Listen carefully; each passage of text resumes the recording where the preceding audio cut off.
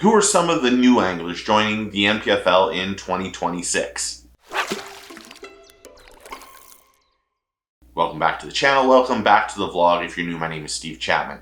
The NPFL just released their field of anglers, which is 129 as of this morning. They are still accepting applications. Kind of weird.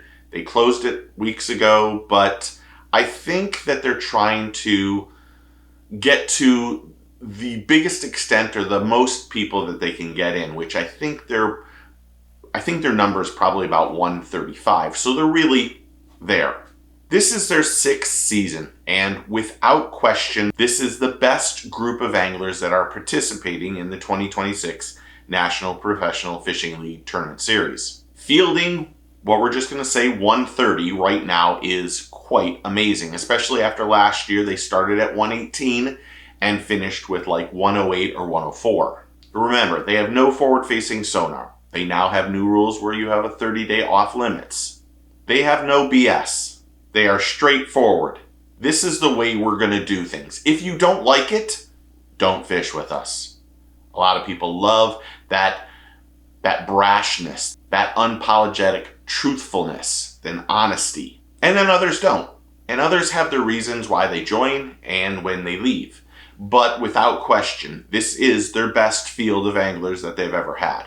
Now, some of the new anglers include legendary angler Rick Clunn, Andy Morgan, Luke Clasuen, Koby Kreiger, Russ Lane, Matt Robertson, Martin Villa, Greg Vinson, and Cliff Crochet. And they're all jumping on board to fish the NPFL in 2026 because they love what the NPFL stands for.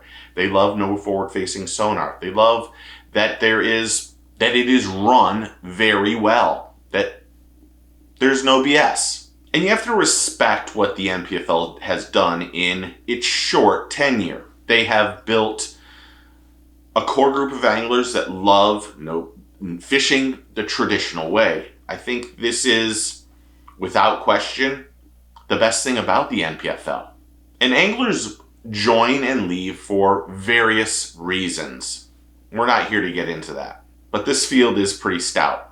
Now, some people missing from this tournament or for 2026 include the Angler of the Year from last year or 2 years ago, Kyle Welcher, amazing angler Caleb Kupel, Jason Christie, classic winner and winner last year one time, Justin Atkins, and David Fritz are some of the most notable anglers leaving the NPFL in 2026. And they have more than a dozen true rookies jumping into the 26 season.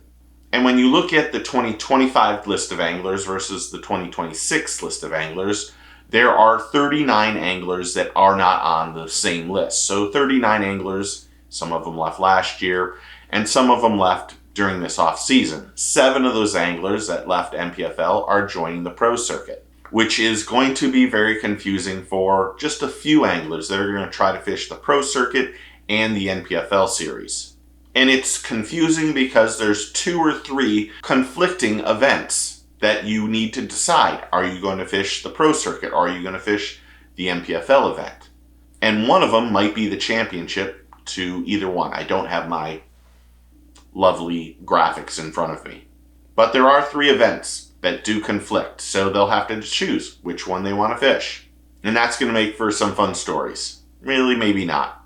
You just got to decide where you think your best fishing is. If you don't like one place, fish the other one. If you're good on one, it just makes sense. But there's a few guys that are going to have some conflicting schedules this year where they still have to pay the $5,000 or the $5,500 to participate in those tournaments. So they better make sure they make a lot of money because they're going to be out at least $10,500 or $10,700 on those weekends. And it's an exciting future for the NPFL.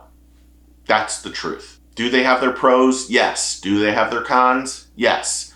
But the anglers need to decide where their best fit is, where they think they're going to do the best, where they can make the most money, where they can build their brand, where they can sell the most product, where they can promote their sponsors.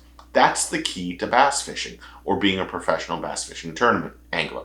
And with a new platform that really debuted last year that was really good, and no forward-facing sonar, and new limits on the 30-day limit, no information rule, and many other things. There are 129, 130, 135 anglers that really appreciate what the NPFL stands for and think it's worth fishing. And I appreciate that and respect it. And it's a great option for a lot of anglers. And while they've gained some anglers, they've lost some anglers, that's just the way of life. You can't make everyone happy. You can't make, no place is perfect. That's what we also need to remember. What do you think of these new people joining the NPFL? Are you surprised by any of those guys? Do you like what NPFL stands for and the no forward-facing sonar and the traditional way of fishing that most of us do appreciate and love? How can they get better? Are you going to watch? Lots of questions. Comment below and tell me what you think.